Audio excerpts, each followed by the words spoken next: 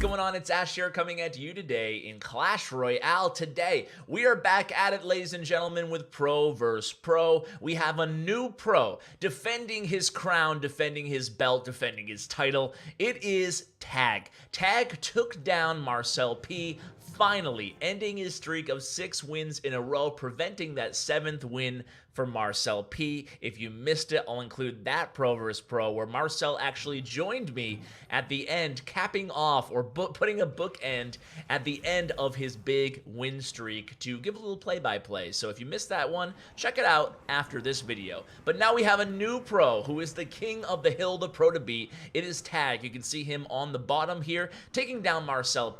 Tag starting out with a Battle Ram deck, and who is the challenger? It is none other than Mini, aka Miniminter. Of course, the pros can choose any other pro who's ever been on the channel to face, and Tag picked one of the best, oftentimes underrated Miniminter. He's won a lot of big tournaments. He actually won CWA, what did I even call that tournament now? CWA, something. Dude, Ash. A good idea might be to know the name of your own tournament. Just gonna say, Champions Cup, got it. CWA Champions Cup Season 2 winner of $1,000 was Miniminter. So Miniminter is going against Tag. Miniminter at the top, playing that version of Splashyard, the new and improved version of Splashyard, basically without the bowler slash baby dragon. Instead, we have the Night Witch added, and look at how strong and cheap that cycle deck is, played by Miniminter at the top of your screen.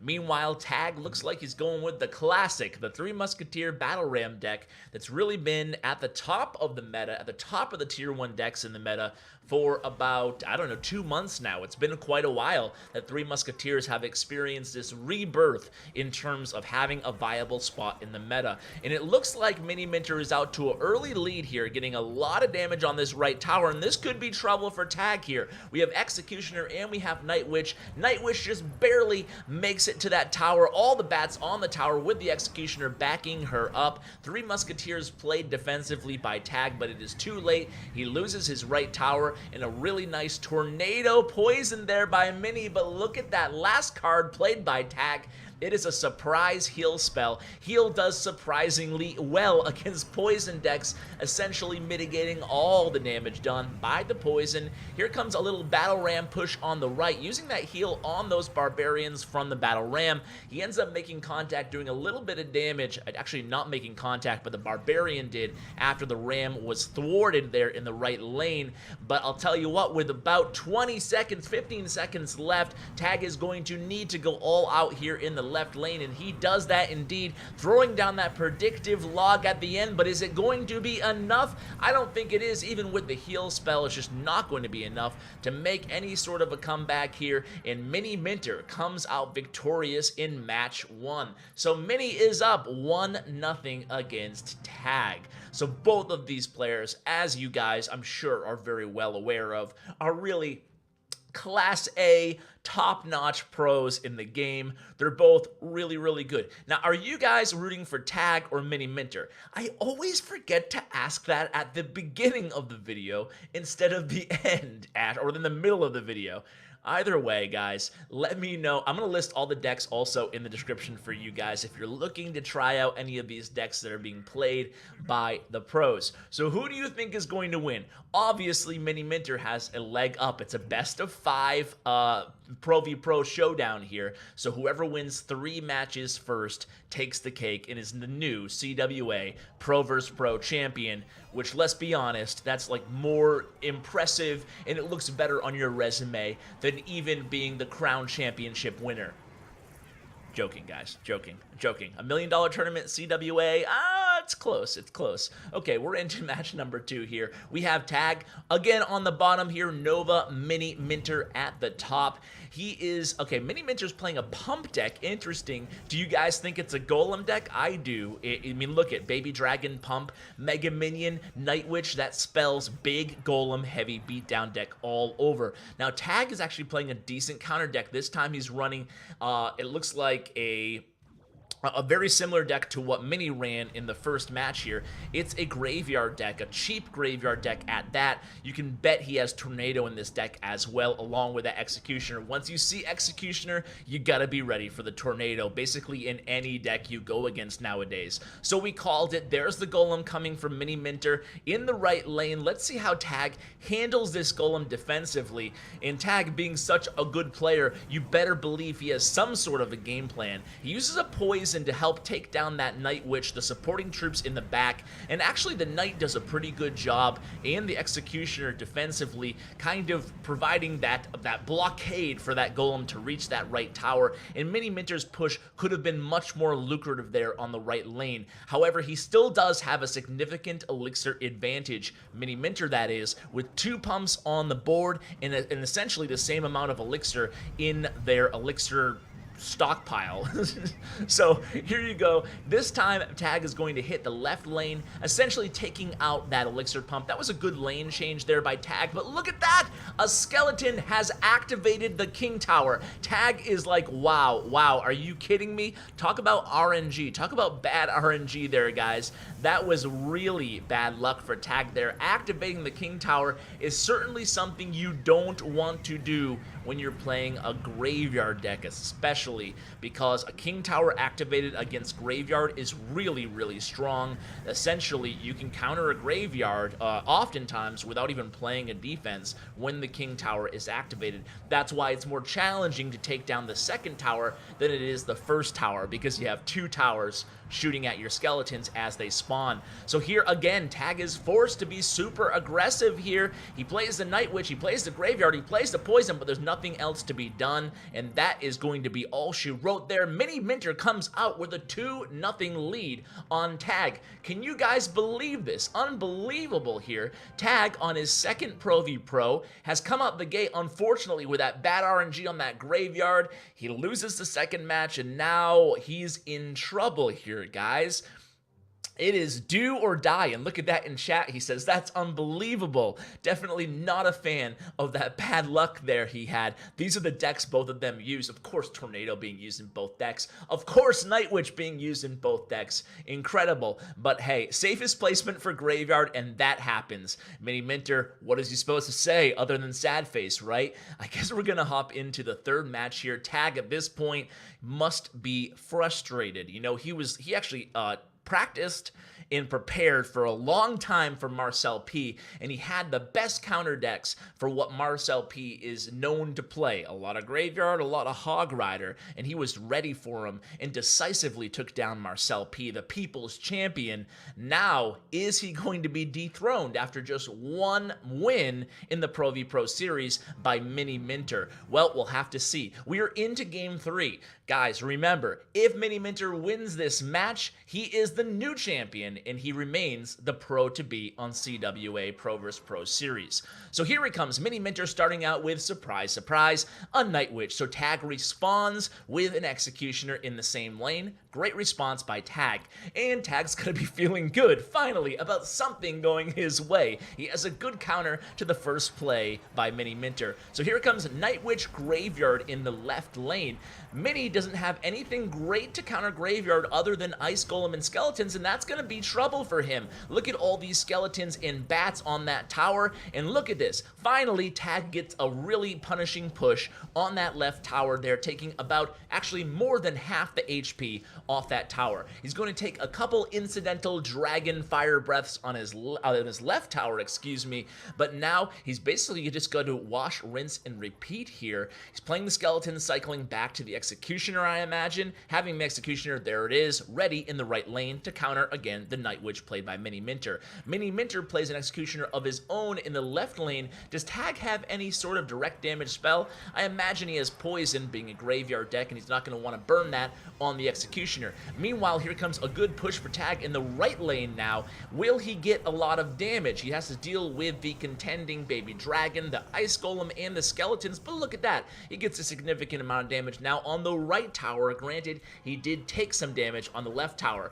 Oops, oh no, that Night Witch actually was attracted to the right lane instead of the left. He was hoping to stymie both of the pushes in both lanes with that Night Witch, but Miniminter actually failed to do so. Now his left tower is down to 265, and Miniminter, for the first time in this series here, is in a little bit of trouble. So one solo archer getting a couple hits on that right tower, and both of the players will look to reload here, and you better believe Tag is probably going to just defend at this point. He only needs, what does he have for his other card? And we know Tag has poison. Is it another spell, you think, guys? We'll have to wait and see. The reason I ask is if he can spell cycle on that left tower. He needs just one more, piece of damage, 240 damage from the poison. Needs a log or a zap or something on that left tower to finish it off. And of course, you don't want to leave a tower untouched like this unless you're able to take it down with just one more rotation of spells, direct damage. So I'm willing to bet he does have a zap or something like that, Tag, or a log as his last card. So let's see how he does here. Or maybe I stand corrected there because he does play a graveyard poison in the left lane. That actually finishes off the tower. A tornado. I'm mistaken, guys. I'm mistaken. He has tornado as his last card, and either way, tornado's going to get the job done, pulling back the Executioner, the Night Witch, and the Baby Dragon out of that lane, protecting his left tower, and Tag picks up a win here. So could this still be a match? Tag goes 1-2 by Miniminter. So they say GG. I think it's time for match number 4. Now, of course, Tag's still in a win or go home situation right now, so we'll see what he comes up with. Now, the big thing about these pros is as they go into the 4th match and the 5th match and maybe even beyond, you ask yourself, do they have more than 3 decks prepared, or do they cycle to decks that they already prepared for this showdown? It's always an interesting move. Marcelp, on his big streak, he was known to only play sometimes 2 decks the entire time and just alternate between the 2 that he was really confident in. When we saw Diego B go on a long stretch, a long winning streak, he was actually known to bring in 4 or 5 different decks, totally different decks, and switch between those as well. So it really depends on each pro's preference for these matches, what they think will best counter whatever the opponent comes into the match with. So we're just waiting at this point for Miniminter. I can, through the magic of editing, cut this part out if it gets to be too long of a wait. I don't really, never mind. We're into a match. What I was going to say is I don't really hold any rules in terms of how long you need to prepare for a match or how long you have to prepare for a match. I basically let the pros take as long as they need. So sometimes editing is required. This match, that is not the case. Look at that. Miniminter pumps up to start the match, and Tag immediately tries to make him pay with the Night Witch Giant combination. Now Tag has Battle Ram to distract the Night Witch, and he has Goblin Gang to distract the Giant, but he's still going to get to the tower. Is Tag here with all those bats, and is he going to take down that right tower? Just barely. He does not. The bats, you can never tell with these bats. 343 damage. Miniminter comes out the gate with a punishing push, and that's why I think, guys, and who am I to give the pros advice, but I think pumping up as the very first play of the entire match is now too risky to do with Night Witch in the meta, meaning that you can still drop a pump as your first play of the match, but you want to make your opponent make the first move if that's going to be your first play. Otherwise, you're really liable to get punished, just like Miniminter did there, opening up this 4th match of this Pro v Pro. So here comes a 3 Musketeer play by Miniminter. How is Tag going to defend this? He decides to use Goblin Gang in the left and use Night Witch in the right. That's actually really good defense there. Check it out. He doesn't take any damage to either of his towers here. I don't think so. Yeah, perfect placement there on the Goblin Gang, and the Night Witch remains totally unscathed in the process. It only took, what did he take? 1 little hit on that right tower? I guess that's the case. So here comes Miniminter. He's going to try to bait out that fireball, dropping that elixir pump in the left lane, and here comes Tag getting a monster push, or trying to execute another monster push in the left lane. You better bet that Tag would love to combo that fireball, miner, even a Night Witch, Baby Dragon on a big monster push, taking down that left tower as well. So here comes the zap by Tag, taking out the Spear Goblins. Actually missed one Spear Goblin there in the left. Here comes a Battle Ram by Miniminter. Battle Ram log combo. Is he going to make contact? No, he is not. Meanwhile, the miner in the right does a few hits on that right tower, but still cannot take it down. A good defensive Three Musketeer play by Miniminter, and now Mini has to get something going here. No more pumping with only 30 seconds left. He really needs a big, strong push, and this might be it, guys. Check this out. In the left, he used the heal spell there, whipping out that last card, the heal spell, essentially the same deck that was played by Tag in the first match here, and Miniminter, it looks like he's going to take down that left tower. Are you kidding me? What a comeback for Miniminter there, and that's the thing with Three Musketeers, guys. You never know. You have to be ready for those late game pushes. Now, one more hit. Oh, no. I was going to say, okay, there's the zap. I was going to say, if he loses this with like 10 HP on that right tower, that'd be crazy, but it looks like that's not the case here. So, Mini drops the Three Musketeers in the pocket there. Is he going to finish it off? He doesn't. He needs 2 logs. He needs 2 logs to finish off Tag's right tower. Meanwhile, a big monster push coming in the left. Oh, look at this. Look at this. Oh, a fire. Oh my god, I can't even commentate. I'm so excited. Oh my. Dude, I'm laughing at myself, guys. Sorry, I couldn't even tell what was going on. I was like, oh, nah, just reactions. That's what you get from me. So we have a new winner here, guys. Good game to these 2 pros. Miniminter is now, Nova Mini is now the pro to beat. We have a new pro. So huge shout out to Tag. You know, it was a short reign he had on CWA Pro v Pro, but he is one of the best players in the entire game. So he deserves a lot of credit for taking down Marcelp. And hey, you know, it's luck of the draw sometimes. So huge shout out to Miniminter. And now I'm going to regale you guys with a live match. Why am I doing this? Well, the last Pro v Pro I put out, a few people commented and they were like, Ash, dude, you gotta like add something to the end of these videos because it's so predictable who wins the last match if you don't add some filler at the end of the video. So I'm gonna try it out in this video, and we'll go ahead and hop into my favorite free-to-play Hog Cycle deck and just get a match in here. So again, the reason I'm doing this is so you guys can't look at the video length and be like, oh, Ash, I know who won, man. I know who won. So what I'm going to do is just go ahead and play this match and let you guys watch it. I'll put on some music in the background, hang out, and let me know what you think. What do you think of the addition of this random match at the end of the video? Is it stupid or is it actually a good idea? I really want to hear from you guys, and huge shout out, huge congrats again to Miniminter. Guys, thank you so much for watching. Huge shout out to my YouTube partner, Bren Chong. You can find his information in the description below. Enjoy this game with my favorite Hog Cycle deck for free-to-play players inside the entire game. If you're not free to play and you have a leveled up Executioner, consider subbing him in for the Musketeer. So guys, thanks for watching, and as always, take care, guys.